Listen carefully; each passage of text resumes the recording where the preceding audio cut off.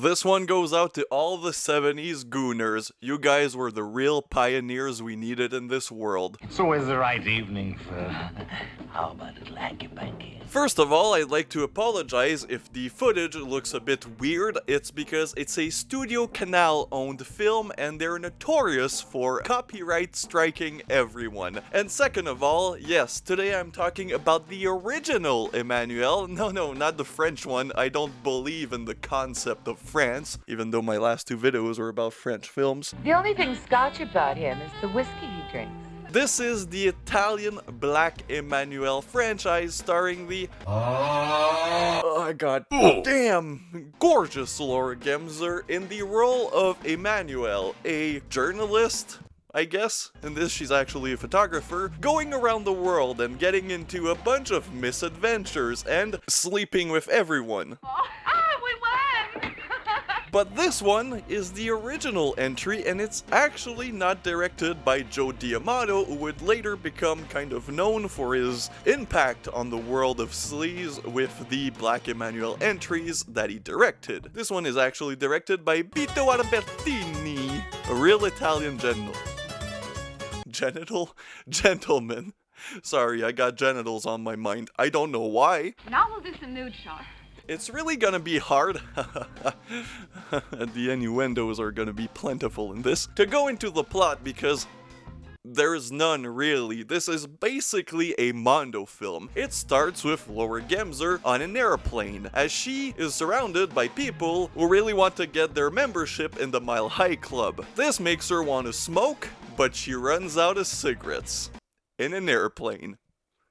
The 70s were pretty fucking awesome. Excuse me, do you have any filter cigarettes? So she goes to ask the air stewardess, the air person for cigarettes, because they sold those on planes in the 70s, but they ran out. But luckily for her, there's an African missionary, well, he's not African, he's just a missionary going to Africa, who talks to her in an African language. And this is where the Black Emanuelle title comes into play. You realize that these movies are pretty goddarn racist. I hope you're not offended that I took you for an African. A lot of the people in this film really like to talk about her black skin. Anyway, she's like, oh, sorry, I don't speak the language, and then the missionary is like, oh, sorry, I thought you were African. And then he offers her a cigarette, and she smokes a cigarette with him on an airplane.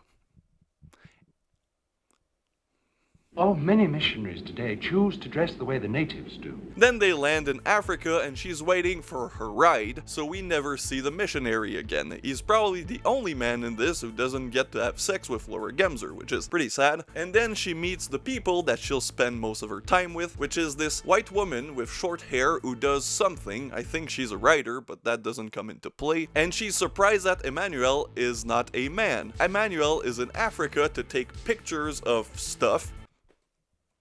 You're the Italian, not me. Which is really just an excuse for us to meet the cast of characters, which we later do at a party sequence. There we meet Gabriel Tinti, who plays pretty much in every Black Emanuelle film, who actually dated Laura Gemser, but in this I think it was way before they started dating, because he doesn't play a major part in this. He doesn't even get to have sex with her, but, you know, his wife will, which is an amazing sequence. And Gabriel Tinti plays a drunk, aka he's Scottish. Does the voice actor dubbing him try to do a Scottish accent? Absolutely fucking not. At least I was born in Scotland. And he's very drunk on whiskey. Then he talks about how whiskey makes his blood better, and honestly we all know that whiskey just makes your pee-pee soft, so I don't know what Gabriel Tinti is on about.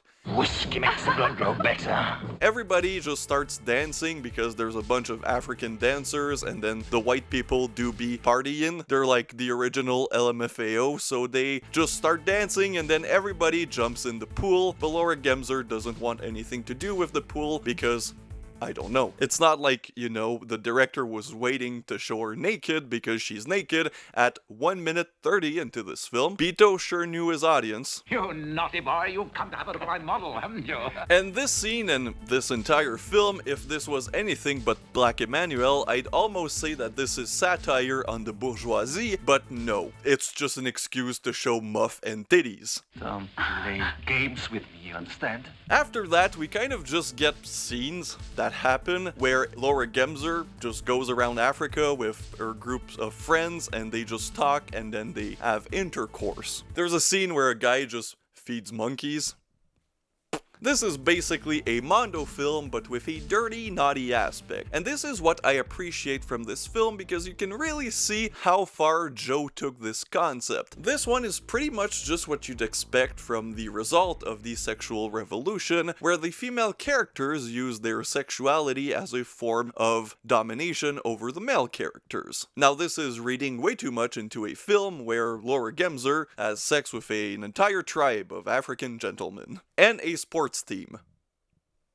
Which I thought was hockey at first because they kind of have hockey sticks, but I still don't know what the sport they're playing is. Don't tell me you're jealous of a tramp. If she got her mouth on me, she'd bite it off and gobble it down like a hot dog. We get some drama. Short hair girl's husband pretty much falls in love with Laura Gemser, but he's also Italian, so he has other female to have intercourse with. Then we have this painter who's very eccentric. He's actually British. Does he have a British accent? No, he's just this weirdo who paints naked women, who apparently trained Salvador Dali. Salvador Dali was my student. Anyways, the painter is like buddy-buddy with Short Hair's husband, and Short Hair's husband is like, yo, you mind lending me your house? I need to have sex with Laura Gemser. And then he's like, of course, yeah, you can have my house. Then we never see him again. It's nice and cool in all the rooms. It's called air conditioning. We get more of the love triangle as Laura Gemser hears Short Hair's husband talk on the phone with Gabrielle Tinti's wife, who's beautiful by the way, about how he thinks that Laura Gemser is just some tramp and she's very mad. Then she turns it around on Short Hair's husband as she has intercourse with Gabrielle Tinti's wife. That'll show him. We became bosom buddies and exchanged confidence. Short Hair also kind of falls in love with Laura Gemser. Again, pretty much everyone does, and honestly, I can't blame them. So much so that when she has intercourse with her husband, she brings it up like, hey, let's just both imagine that you're Laura Gemser and that I'm Laura Gemser, which leads to a sequence where Laura Gemser walks on them having intercourse and she decides to pleasure herself, and then we get this weird scene where she imagines herself with Short Hair's husband, all the meanwhile pleasuring herself to the scene. So we get very avant-garde cinematography of two Laura Gemsers on screen. Too bad I can't show anything from this, but if you're on my Patreon, you can see it. And don't worry, we tramps don't like hot dogs. Eventually, about an hour 20 into this 93-minute movie, we get to the plot. Short Hair basically decides that she wants a divorce, and her husband is like, I gotta find Laura Gemser because she left the hotel in the morning. She left to go on a train where she runs a train on the sports team, and he goes to see her until he finds her, only for her to say, man, you missed your chance. And then we get this heartbreaking scene of them breaking up. But before that, there was a gang intercourse scene with the sports team. Very cool, Beto. Very cool. I do nothing to be a perfect black. She does everything to be a perfect white.